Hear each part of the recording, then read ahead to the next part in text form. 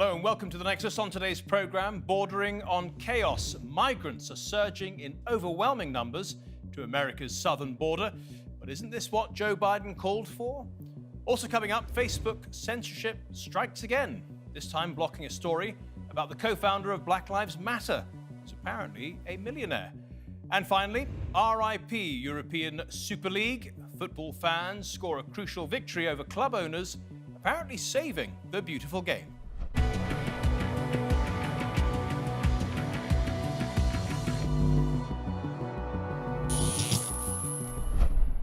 When Joe Biden was running for president, he promised to be better than Donald Trump in many ways, not least in how his administration would treat migrants coming up to America's southern border. But in playing Mr. Nice and not being prepared for the consequences, he appears to have made things worse. Let's look at how he's changed his message over the past couple of years, starting with when he was competing to win his party's nomination in 2019. What I would do as president is several more things, because things have changed. I would, in fact, make sure that we immediately surge to the border. All those people are seeking asylum. They deserve to be heard. That's who we are. And they are coming in record numbers. Look at this chart. It shows the number of apprehensions of migrants at the border has soared since Biden took office. See the blue line there, and far exceeds the number from the Trump years, 2018, 19 and 20, the red lines. Well, the US authorities can't cope with the numbers, which is embarrassing for Joe Biden, so he appears to have reversed his message to migrants. Do you have to say quite clearly, don't come? Yes, I can say quite clearly, don't come. And what we're in the process of getting set up, and it's not going to take a whole long time, is to be able to apply for asylum in place. Well, look, I guess I should be flattered. People are coming because I'm the nice guy. That's the reason why it's happening, that I'm a decent man, or however it's phrased. Truth of the matter is, nothing has changed. As many people came, 28% increase in children to the border in my administration, 31% in the last year in 2019, before the pandemic, in the Trump administration. It happens every single solitary year. There is a significant increase in the number of people coming to the border in the winter months of January, February, March. Well, yes, it's true. There is a surge of children crossing every year during those months. We saw it in 2019. It goes up and up in January, February and March. But you can see the numbers are far higher under the Biden administration. And reportedly, a senior official with Immigration and Customs Enforcement, or ICE, has warned staff to expect the highest numbers observed in over 20 years, which means more people being turned away from the border and more children being thrown over or left at the border and kept in US detention facilities for weeks, sometimes even months. Well, joining us now is Nick Lampson, a former Democratic congressman for Texas. We're also joined by Jason Osborne, a former campaign manager for Donald Trump.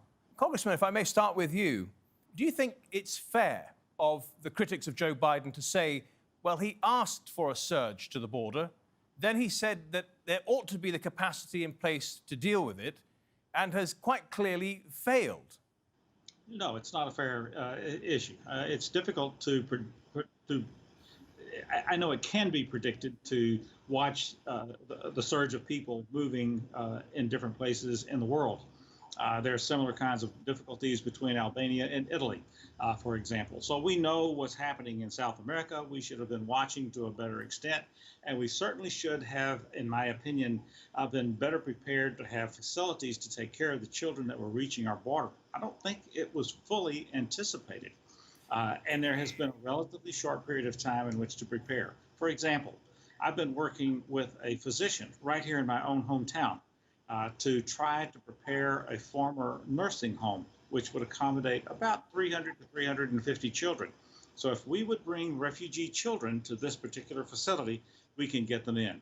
I think it is happening so quickly that the administration is not yet prepared to be able to keep up with it. My hope is... What was it not in an interview with George Stephanopoulos, I think it was, where Joe Biden said that they're actually saying, oh, he said to come here. The migrants are saying, well, you said to come here. I don't think that's a fair a fair assessment. He did not invite people to come to the United States of America, other than the United States of America has always invited people from all over the world. Give me you're tired, you're lonely, you're brokenhearted, and so on. And I believe that. I think, and as Ronald Reagan said just last week, and he didn't say it last week. Yes. Well, he probably did, but just we couldn't hear him. So right, he was channeled. He said that when we lose the ability to attract people from around the world who want to come and live among us and take the opportunity to grow for themselves personally, then we lose our position of leadership in the world. But is it not possible to do it in an orderly fashion, Jason Osborne? Well, no, I mean, I think the irony here is that, you know, we haven't even talked about the rhetoric. I mean, you've kind of raised it as an issue of, I don't believe that Biden said, bring your children, you know, bring the children here. But what he did say was that we're going to stop the policies of the Trump administration in trying to control the surge across the border. So just like folks would say that Trump was being racist and trying to limit people coming through, now people are saying, well, what Biden really meant was now the borders are open and we're just going to flood it. I mean, look at the difference between December of last year, where there was about 75,000 arrests at the border. Just last month, there was 168,000. What you have here is that people have figured out that this administration is going to be not as tough as the Trump administration was on controlling access across the borders. And it's flooding in the system. I mean, just the fact that former Congressman Lamson is talking to a nursing home to convert into having refugee children.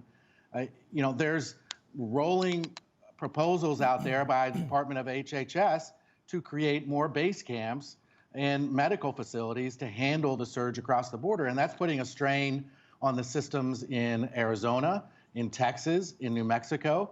Just today, that the governor of Arizona declared a state of emergency, which allows him to send down the National Guard to the border to help. And their mission down there isn't a law enforcement mission, it's a humanitarian mission. And it's creating a huge crisis that we're in the middle of a pandemic, and how are we going to be able to handle this? All right, so I think this administration needs to be a little bit tougher. If you cast your minds back to September 2019, then we've heard the soundbite.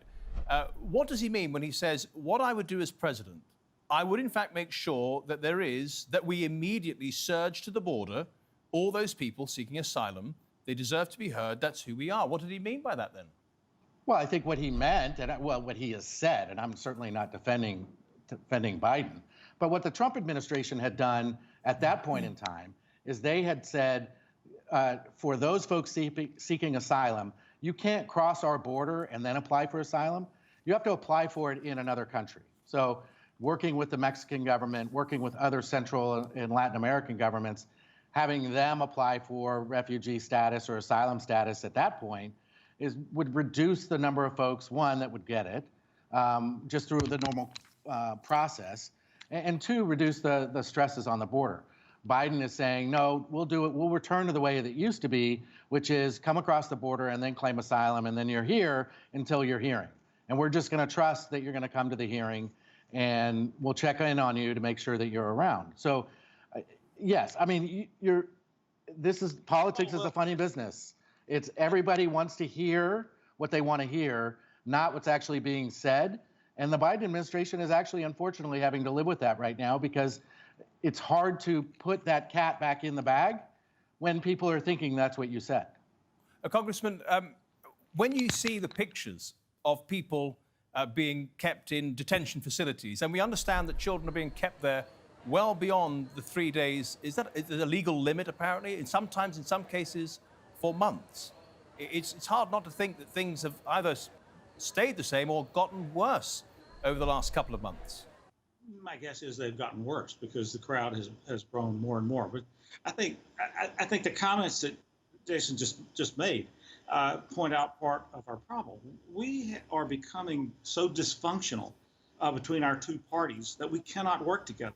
And until we solve the problems of being able to create civility and a search for common ground, we can't get good answers to these problems. So there is rhetoric on both sides. There is a constant barrage of gotcha that we're looking for. It shouldn't be about that. We do have a humanitarian crisis. It's my opinion that we need to be reaching out our hands and working with each other to solve that problem. A lot of people are hurting, and that's what we all want. Congressman Nick Lamson 100%. and Jason Osborne, thank you both for your contributions to the Nexus today. Well, thanks for watching our program. If you liked it, please give it a thumbs up, share it with your friends and family, and even subscribe.